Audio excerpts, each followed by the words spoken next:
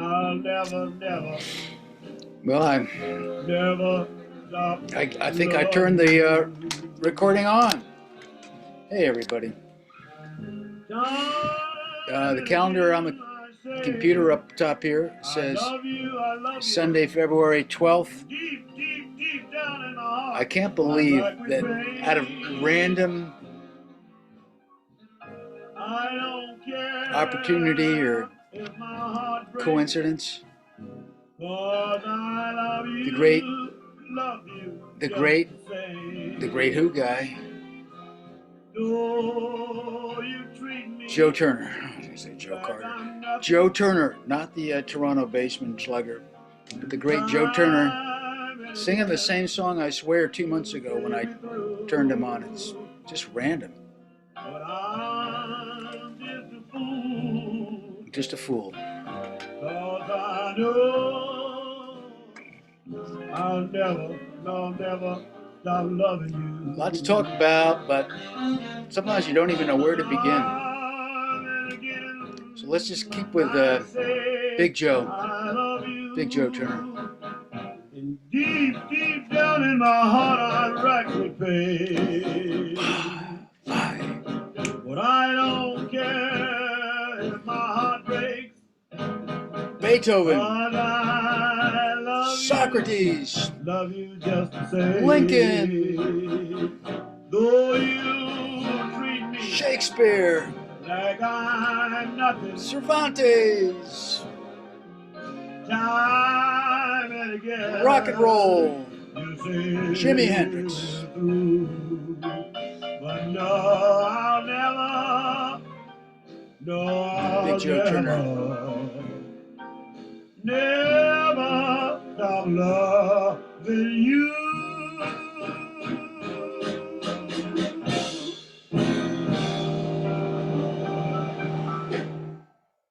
Wow. All right. I'm going to turn Joe Turner off now. Yeah, I didn't know what I was getting into there. I just turned on my friend Patty Smith's video message of the day, and I'm in communication with Patty Smith. Uh, Not particularly good communication. Bob Dylan, Tommy Orange of his book There.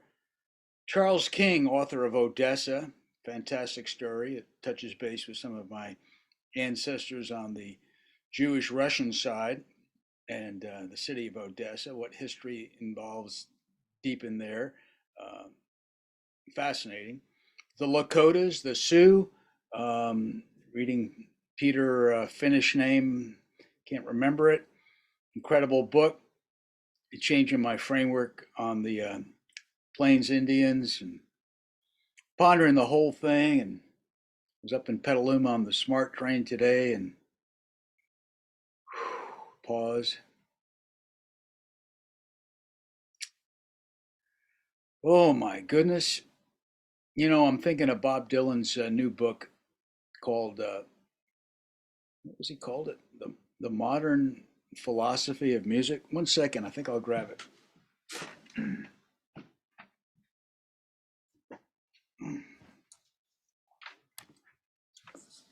Ah, no, it's not the modern philosophy of music, it's the philosophy of modern song with Bob Dylan. This cover is enough to make you want to buy the book just there. On the left and the right, let's see, this would be your left looking at this, I guess. And that would be, of course, Little Richard.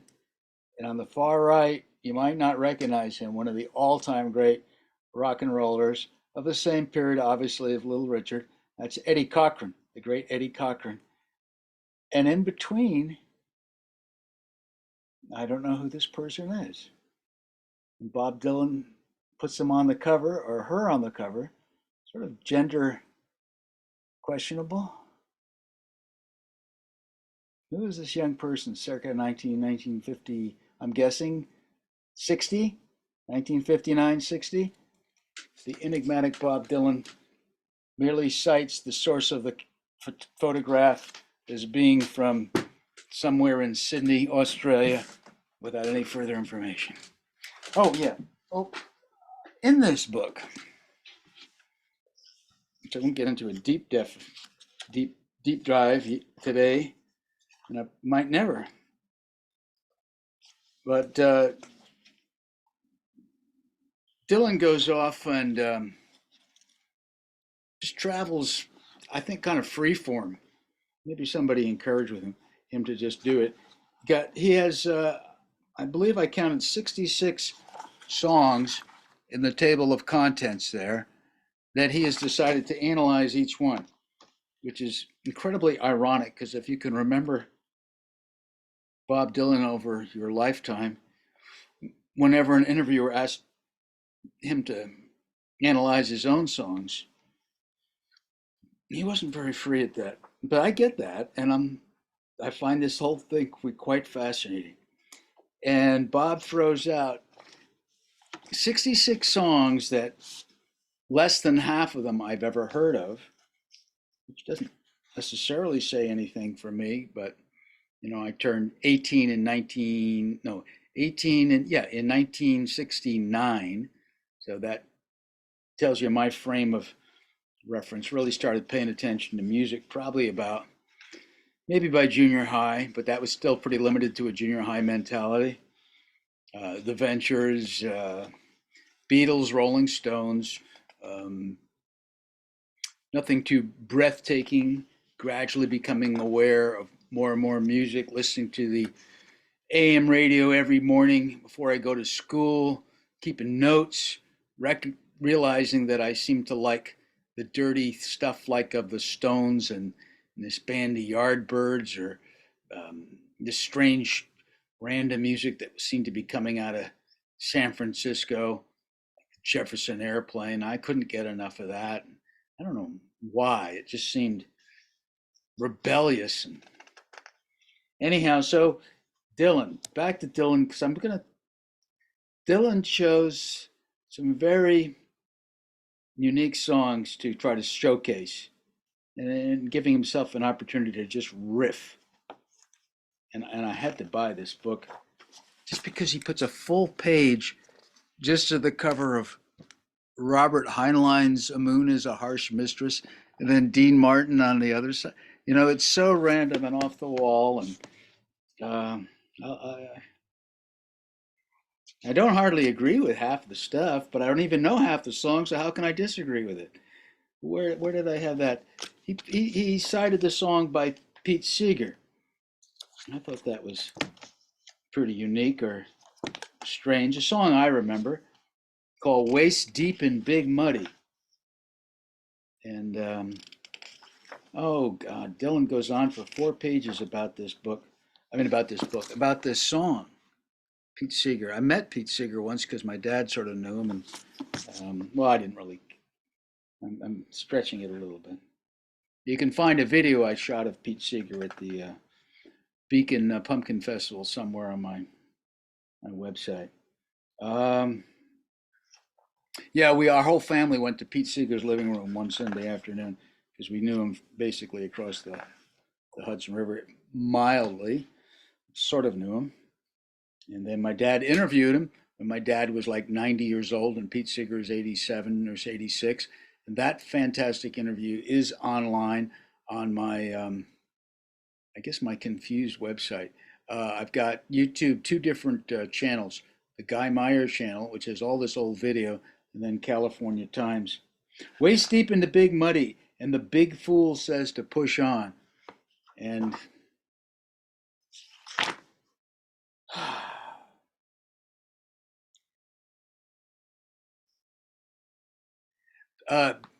this was Pete Seeger's anti-Vietnam War song, and the big fool was LBJ at the time, and that was what was going on. Like, disaster is facing us. We'll just keep pretending or sacrificing humanity on behalf of that we just simply can't turn back. That there must be, if we just keep pushing this thing, finally, we will triumph. People, believe us. We'll win a triumph here. This is good. And we're good. We're democracy.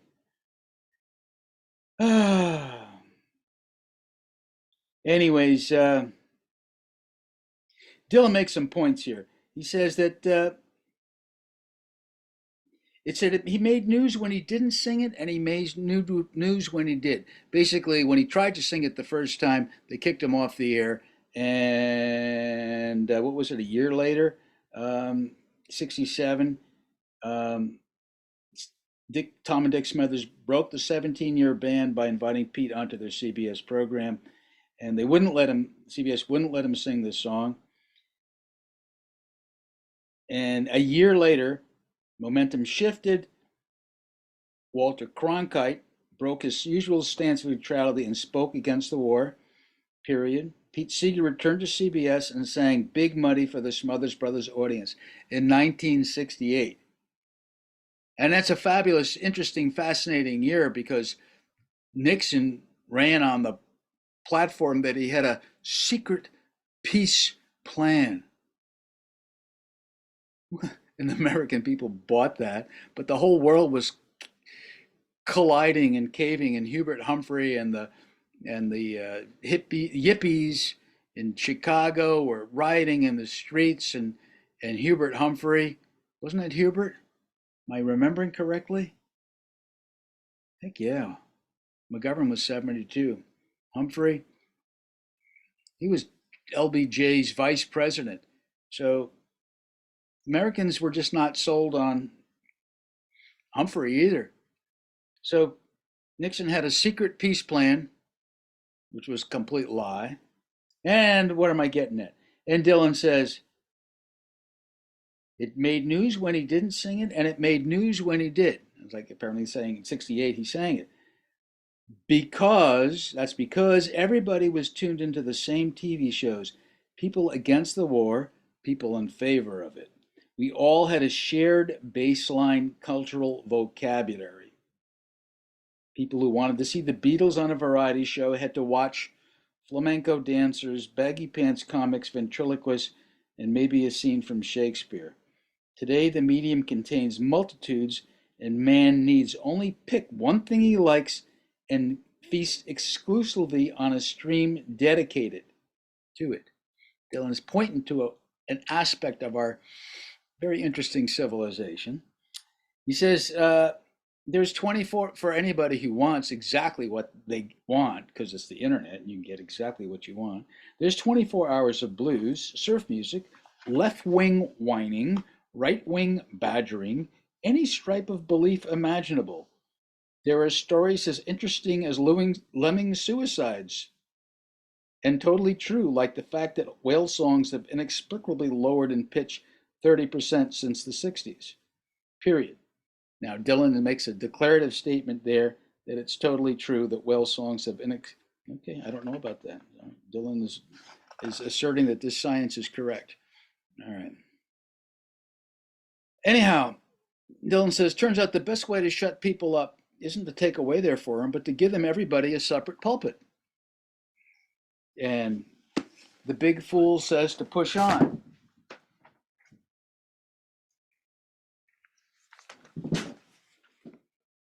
Oh no, guy, you're not going there, are you? Biden says, we're not finished. Can't help but think about it. That's where my mind goes when I see that headline. I want to laugh. We're not finished. $31 trillion debt. 5 million illegal asylum seekers. Cuba and Venezuela is being evacuated. They're shipping them to Manhattan, to I don't know where. I mean, and of course, America is just, I don't know. We're closed today because we don't have the workers. And all us silver-haired baby boomers, that big blob in the population that are heading for our final days, have left, I think, kind of teach your children well, sort of, I don't know what to say there, David Crosby. I love all these old son of a gun rockers and their music as well. And Crosby had a particular spirit, funk, and the right element of, I was going to say the word blasphemy, the combination of blasphemy and idealism. So do they come together? I'm thinking of his silly song Triad, which he wanted the Byrds to put on their album, and it was the cause of his being kicked out of the Byrds. And Grace Slick and the Airplane eventually recorded it. And that's just sort of abstract. But the whole thing of teach your children well. What did we teach them? Well, that if you just, what?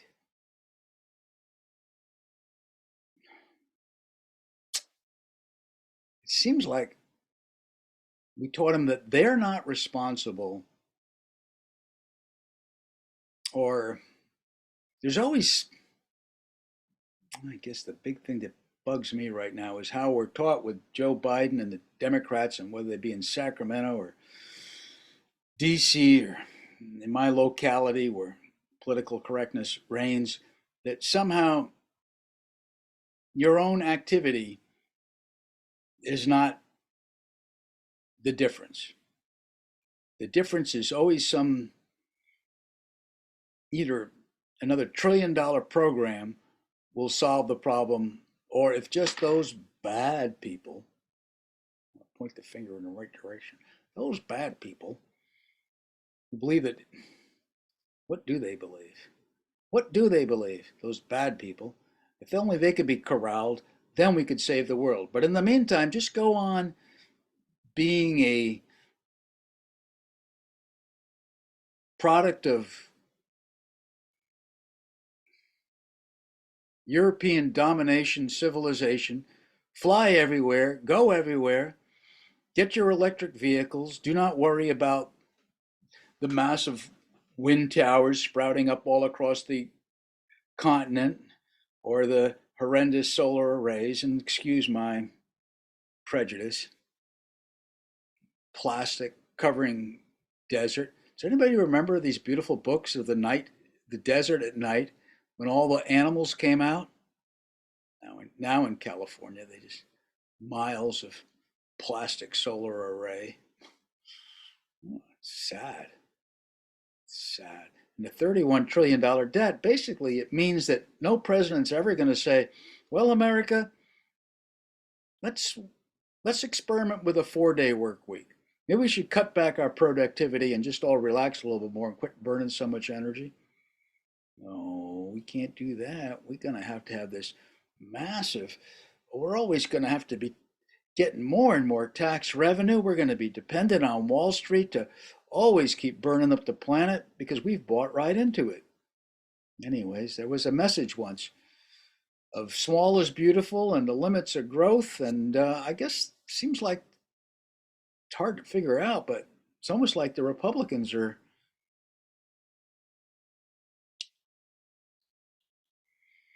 I don't know, am I going too far? I feel like I'm a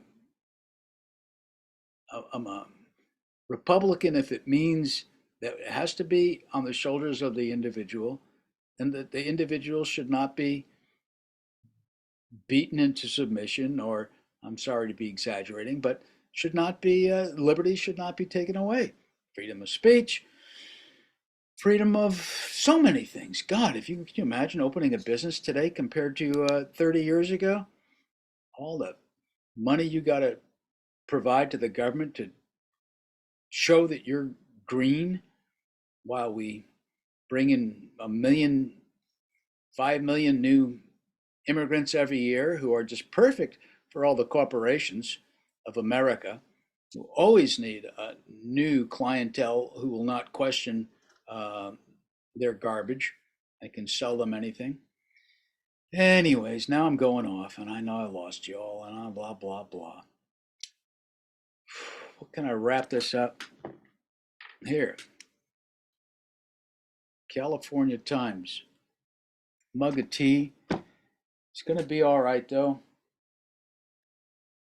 I don't know how, but it's a